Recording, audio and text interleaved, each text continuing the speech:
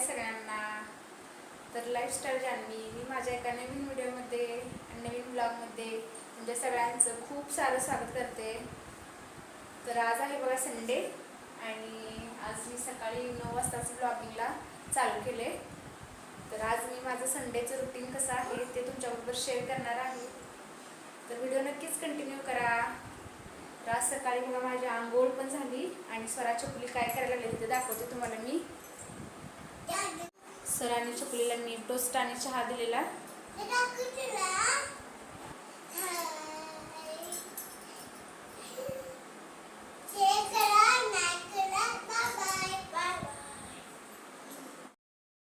तर त्या दोघींना मी चहा आणि टोस्ट दिलेलं ते खायला लागलेत बघा.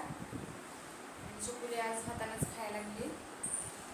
तर आज संडे आहे आणि आज संडेचं रुटीन मी तुमच्याबरोबर शेअर करणार आहे. तर आज सकाळ सकाळ माझी आंघोळ झाली बघा आज लवकरच आणि सोप्यावरचं पण मी सगळं क्लीन करून घेतलं. परत लोटून पण काढून घेतलं बघा. सगळं झाडून हे काढून घेतलं, अंथरुणं काढून घेतली सगळी. हे बघू शकता तुम्ही सगळं अंथरुणं पण काढून घेतली, सगळं आवरलं आणि त्या पोस्ट पण दिला.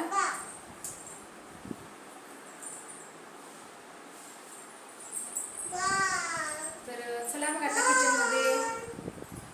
किचनमध्ये काय आहे बघते मी आता. तर किचनमध्ये आज बघा मी सकाळी सरा चकुलीला तर टोस्ट आणि चहा दिलेला आणि मग आता ह्यांनी सकाळी 8 वाजता दुकानात गेले. तर येताना त्यांनी मला चिकन दिले का मटन दिले काही सुद्धा मी बघितलेलं नाही. तर मी आता हे शिजत घालते बघा काय आहे बघून. तर व्हिडिओ नक्की कंटिन्यू करा. तर झाली होती बघा सुरुवात माझी किचनमधल्या कामाची. तर संडेचं रुटीन हे तुम्हाला दाखवणार होते मी. तर यांनी मटनच आणलेलं बघितलं होतं मी. हे बघा हे मटनच आहे. मी म्हणलं आता ती शिजत घालावं म्हणजे ह्याने यायच्या आधी होईल. तर म्हणलं जेवण हे सगळं परत लय उशीर होत्या जेवायला पण.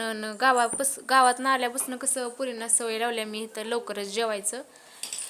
का तर आधी खूप उशीर बसत होत्या, लय उशीर लागत होतं त्यांना जेवायलाही. पण आता मी गावात आल्यापासून बरोबर 1च्या आधी ही 12:30ला ही जेवण देते त्यांना म्हणजे लवकर होते त्यांचं.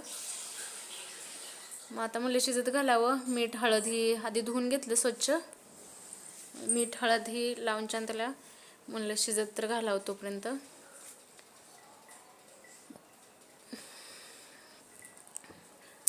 मग कुणाकुणाच्या घरात नॉनव्हेज असतं, आमच्या तर घरात नॉनव्हेज सगळीजणच खातात. स्वरा चकुली थोडं एक पीसच खाते ती आणि खाल्ला तर खाते ती. त्यांना आवडत नाही. चिकन आवडतं, मटण आवडत नाही त्यासनी. पण ह्यांनी आज मटणच घेऊन आलेले.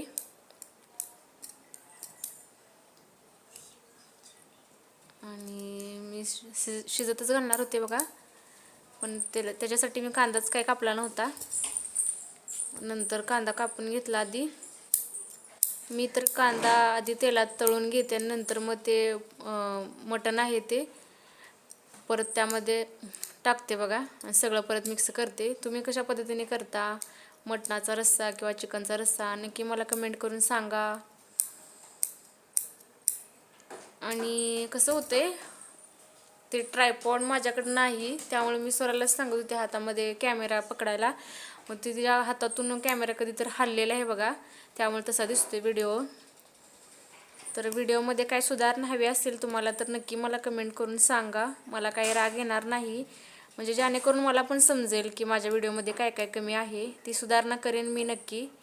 तर नक्की मला कमेंट करून खाली सगळ्यांनी सांगा.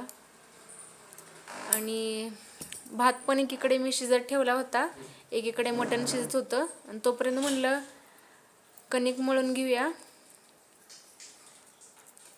म्हणजे जेवण ह्याने यायच्या आधी लवकरच होईल. ह्याने 8 वाजताच गेलते सकाळी कामाला. रोज काय 8 वाजता जात नाही, ती पहाटेच्या 5ला जातात. पण रविवार असल्यामुळं 8 वाजता गेलेले. भट्टी लिपून यायची होती नुसती त्यामुळं. मटण दिलं होतं ते शिजत पण घातलं मी. एकीकडे भात ठेवला आणि कणिक पण मळून घ्यावी म्हणलं म्हणजे परत कसं चपात्या लगेच लाटता येतील एकदा कणिक मळून ठेवली की. तर मग झालं होतं बघा माझं कणिक पण मळून आणि भात शिजला होता म्हणून ठेवला उतरून खाली. आणि मटण काय शिजलं नव्हतं अजून. आणि मला खरं तर कुकरलाच लावायचं होतं मटण पण मी कधी बघितलेलं नाही कुणाचं कुकरला हे लावताना. मला भीती वाटते ती कुकर लावायची, त्यामुळं मी काय कुकरला लावलंच नाही, पातेल्यातच ठेवलं होतं शिजायला. तर मी पण म्हणते आता बघा शिकायचं कुकरला कसं लावायचं. चपात्या हे करून माझ्या झाल्या होत्या, जास्त काही केल्या नाहीत मी, 5 चपात्या केलेल्या. नंतर म्हणलं रात्री परत नंतर करूया. आणि मसाला पण बारीक करून घेतलेला मी. आता मग म्हणलं सुकं मटण करून घ्यावं आधी. सुकं मटण झालं की म्हणलं परत मग मटणाचा रस्सा करून घ्यायचं. त्यासाठी मी आता मसाला चांगला तेलात भाजून घेते बघा.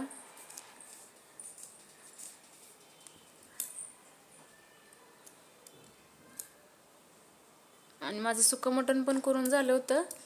आणि मग मटणाचा रस्सा पण बनवून घेतला मी. आणि आता म्हणलं की चपात्या डब्यामध्ये ठेवूया, कारण की वरती ठेवल्या की कडकच होते त्या चपात्या.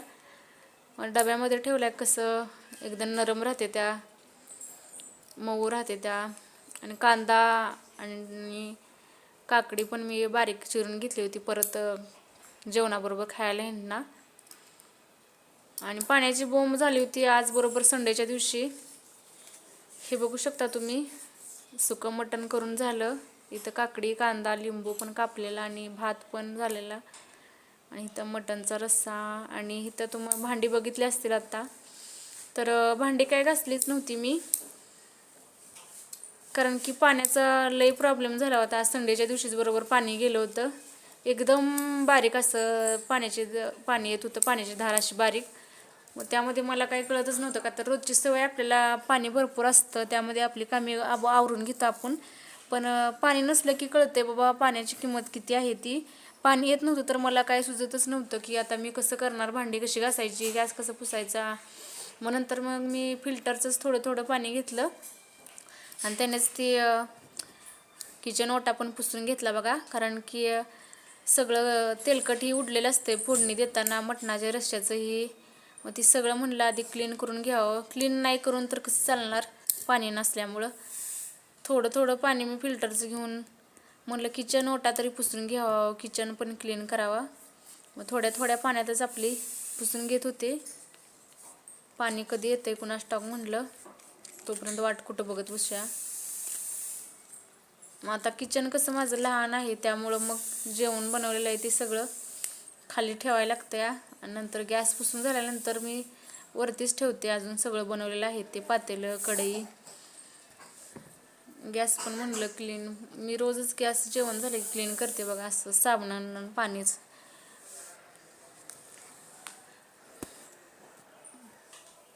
थोड्या थोड्या पाण्यात आपलं पुसून घेत होते. टाईल्स पण जरा फोडणी देताना ते बघू शकता तुम्ही, तेलकट ही मसाला उडलेला भिंतीवरती. आणि ते तसंच ठेवावं तर परत मग कॉक्रोच होते भरपूर. मग म्हणलं फिल्टरचं थोडी थोडी पाणी घ्यावं आणि त्यांनाच क्लीन करावं.